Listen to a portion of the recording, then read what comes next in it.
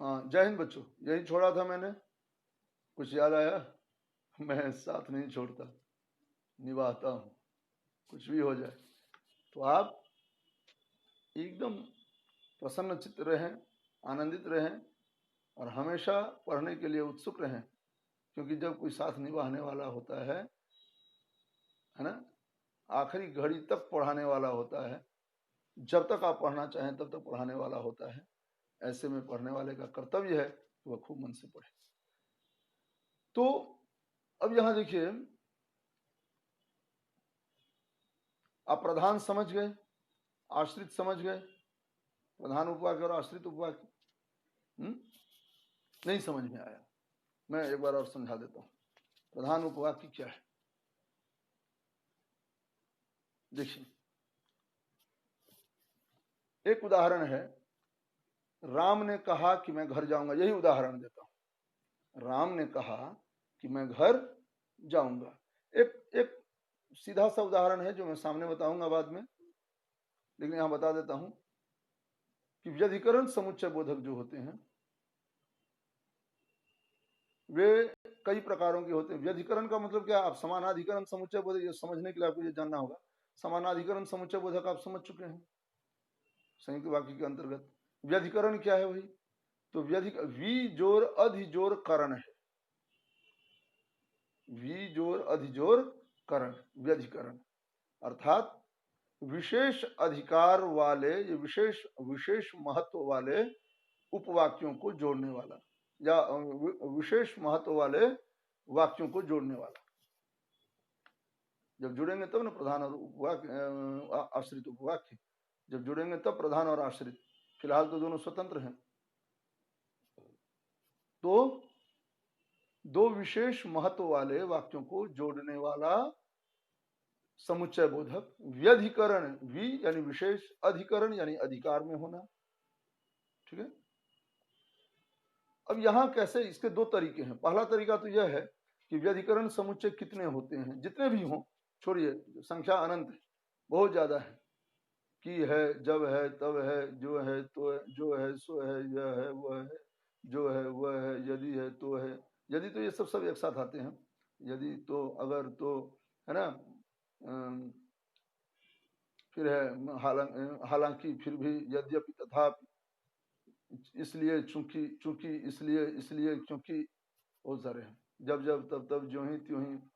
तब इसको हम दो भागों में बांटते हैं। कितने भागों में? दो भागों में। पहले भाग में आ जाएगा क्या? तो पहले भाग में आ जाएगा एक की, एक की भी है, की कौहर स्वीकार। तो एक भाग में की आ जाएगा।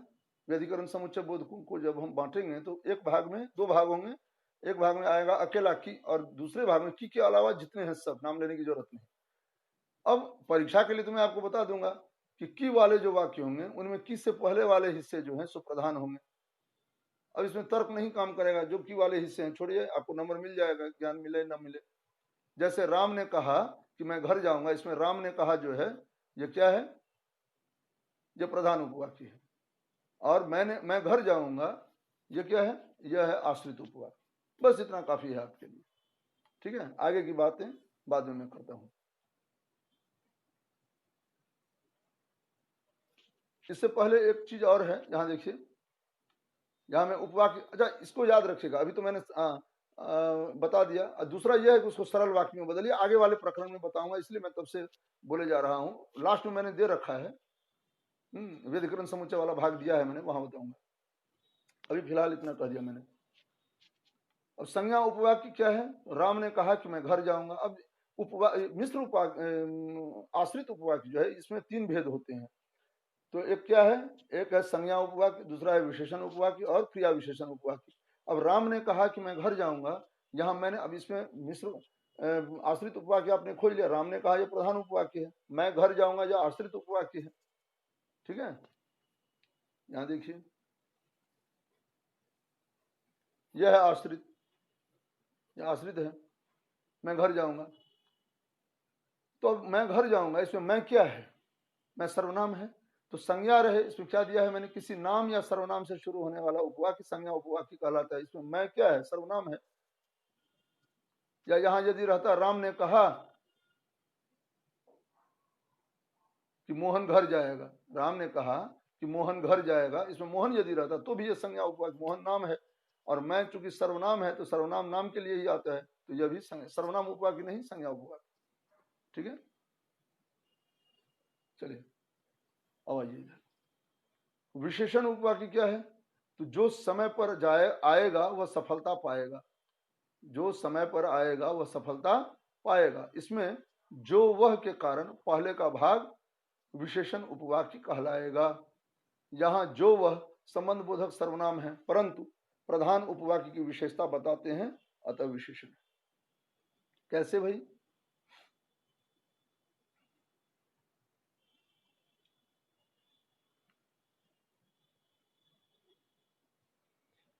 अब देखिए संबंधवाचक संबंध बोधक सर्वनाम क्या है, जो आएगा सो पाएगा। इसमें जो वह दोनों संबंध, जो किसके लिए आया है उसके लिए जो अभी आया है ना, जो और वह इन दोनों से संबंध प्रकट होता है। नहीं, जो कहेगा सो सुनेगा, जो आएगा सो पाएगा, या जो आएगा वह पाएगा। जो सो पुरानी हिंदी में चलता था, अभी वह है जो वह। आने वाला पाएगा, या जाहिर है जो बोलिएगा तो वह का प्रयोग होना ही है। जो आएगा ऐसे भी कह सकते हैं, जो आएगा पाएगा।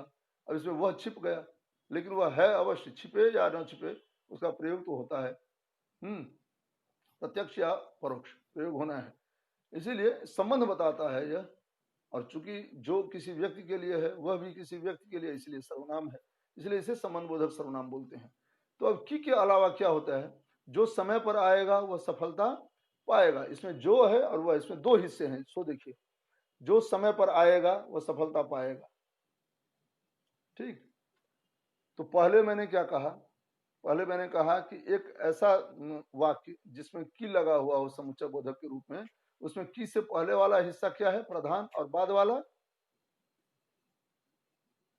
आश्रित। और की के अलावा जितने भी हैं, जैसे यहाँ जो वह है, यह भी तो एक व्यधिकरण समुच्चय बोधक है ना, जोड़ता है ना। जैसे जब जब तब है, ज्यों त्यों है, जहां तहां है, जहां वहां है, जो भी है, जब जब तब तब है, सब संबंध बोधक है, सब संबंध बोधक है। लेकिन इनमें क्या है, तो एक तो की वाला हो गया, और की के अलावा जितने हो गए, इन ऐसे वाक्यों में की के अलावा जितने व्यधिकरण समुच्चय बोधक हैं, ऐसे वाक्यों में जो समय पर आएगा वह सफलता पाएगा, है ना, समय पर आने वाला सफलता पाएगा। ऐसे में बाद वाला जो हिस्सा होता है वह प्रधान होता है, पहले वाला आश्रित होता है। ठीक उल्टा है की वाले से, एक की याद कर लीजिए हो जाएगा। की में पहले, की से पहले जो है वह प्रधान है, की के बाद जो है वह आश्रित है। और की के अलावा जितने भी होते हैं उनमें पहले वाला आश्रित है और बाद वाला प्रधान है। जैसे यहाँ जो समय पर आएगा वह सफलता पाएगा, यहाँ समय पर आएगा यह आश्रित है और वह सफलता पाएगा यह प्रधान है। आप बोलिएगा कैसे, आपके कहने से, तो इसको देखिए, इसको बदल दीजिए। मैंने कहा ना सरल वाक्य में बदलिए। अब सरल वाक्य में बदलने के लिए आपको यह संबंध बोधक जो है यह हटा देना होगा, जो और वह हटाइए। अब क्या बचेगा, समय पर आएगा सफलता पाएगा।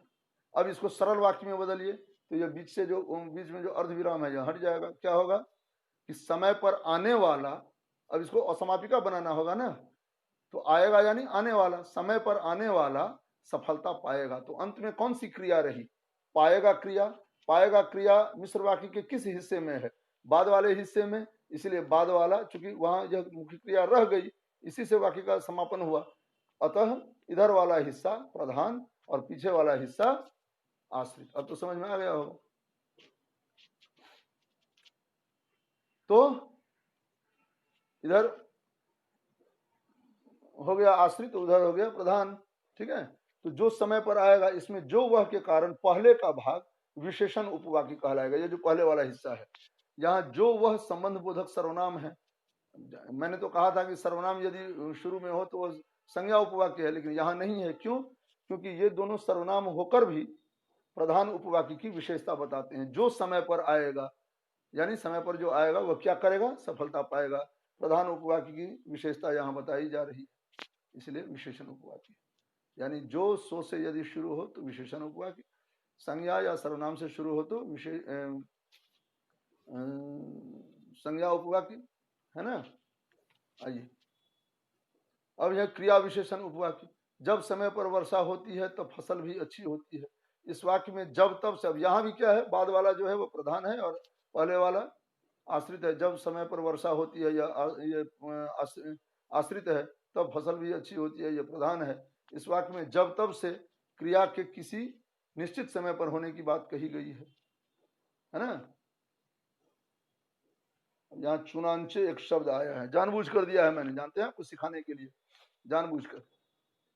यहाँ पाणिनि जी और इधर ये जो है सो कामता प्रसाद गुरु के बाद, लेकिन ये भी हिंदी के पाणिनि कहे जाते हैं। इनका नाम है पंडित किशोरी दास वाजपेयी। वे सर्वप्रथम है कामता प्रसाद गुरु, और ये तो विश्व के प्रथम है, वे हिंदी के प्रथम है। और ये हिंदी के प्रथम द्वितीय की बात नहीं है, ये हिंदी के पाणिनि है। उसी तरह लिखा इन्होंने हिंदी शब्दानुशासन, मिलता नहीं है, कोशिश कीजिएगा तो मिल जाएगा। नागरिक प्रचारणी सभा से दोनों किताबें निकली हैं, हिंदी व्याकरण और हिंदी शब्दानुशासन। लेकिन अब ये दोनों आपको केंद्रीय हिंदी निदेशालय या केंद्रीय हिंदी संस्थान से ये दोनों किताबें, दोनों महाग्रंथ मिल जा सकते हैं, ऐसे अनुपलब्ध हैं। चुनांचे का मतलब होता है इसलिए, आपने सुना होगा, अतः, इसलिए, लिहाजा, कई बार सुना आपने। तो चुनांचे यानी इसलिए, उर्दू का अल्फाज, उर्दू का लफ्ज है चुनांचे। तो जब तब से क्रिया किसी निश्चित समय पर होने की बात, जब तब से क्रिया के किसी निश्चित समय पर होने की बात कही गई है। चुनांचे क्रिया विशेषण का भाव प्रकट होता है। जब समय पर वर्षा होती है तब फसल भी अच्छी होती है। क्रिया विशेषण क्या है, जब जो है वो समय का ज्ञान करा रहा है, तब वह भी समय का ज्ञान करा रहा है। जब समय पर, यानी कालवाचक क्रिया विशेषण है, तो इसमें फसल भी अच्छी होती है। इसको जब और तब को हटाइए, क्या बचेगा, समय पर वर्षा होती है, फसल भी अच्छी होती है। अर्धविराम हटाइए, क्या होगा, समय पर वर्षा होने के कारण फसल भी अच्छी होती है। तो अंत में यह क्रिया रह गई, तो इधर वाला हिस्सा प्रधान, पीछे वाला वो असमापिका है। होने के कारण, होने के रूप में वो समापिका है, वो हो गया आश्रित। तो यह है क्रिया विशेषण, क्योंकि यह क्रिया की विशेषता बता रहा है।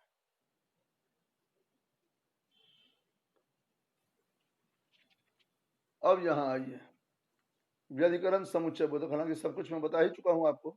व्यधिकरण समुच्चय बोधक, जो समुच्चय बोधक दो असमान यानी प्रधान और आश्रित उपवाक्यों को जोड़े, उन्हें व्यधिकरण समुच्चय बोधक कहते हैं। जैसे कि, यदि, तो, अगर, तो, ये सब जोड़े में आते हैं। की के अलावा जितने हैं सब जोड़े में आते हैं। एक की अलग है, नहीं तो यदि, तो, देख रहे हैं मैंने लिखा है, अगर, तो, जब जब, जब तब, ज्यों ही त्यों ही, जैसा वैसा, इसलिए, क्योंकि, आदि। प्रधान और आश्रित की पहचान मैंने कहा था, लास्ट में मैंने दिया है। की वाले वाक्य में की से पहले वाला भाग प्रधान होता है, जबकि इससे अलग वाले में, यानी की के अलावा जितने भी हैं उनमें बाद वाला भाग, जैसे राम ने कहा कि मैं घर जाऊंगा, में राम ने कहा प्रधान है। जब आओगे तब पाओगे में पाओगे प्रधान है। यह मैं समझा ही चुका हूं आपको। तो चलिए, मुझे लगता है अब फिर कक्षा जब होगी तो उसमें तो मैं आपको समझाऊंगा ही और विस्तार पूर्वक, बोर्ड पर, है ना। वो जो श्वेत पत्र है उस पर, श्वेत पत्र पर। तो मेरी तरफ से आशीर्वाद है, और महान विभूतियों को प्रणाम कीजिए, और मन से पढ़िए, सुखी रहिए, स्वस्थ रहिए, सकल परिवार अच्छी तरह से रहिए, दीर्घायु रहे, सुबुद्धिमान रहे, सुस्वस्थ रहे। जय हिंद, जय भारत, वंदे मातरम।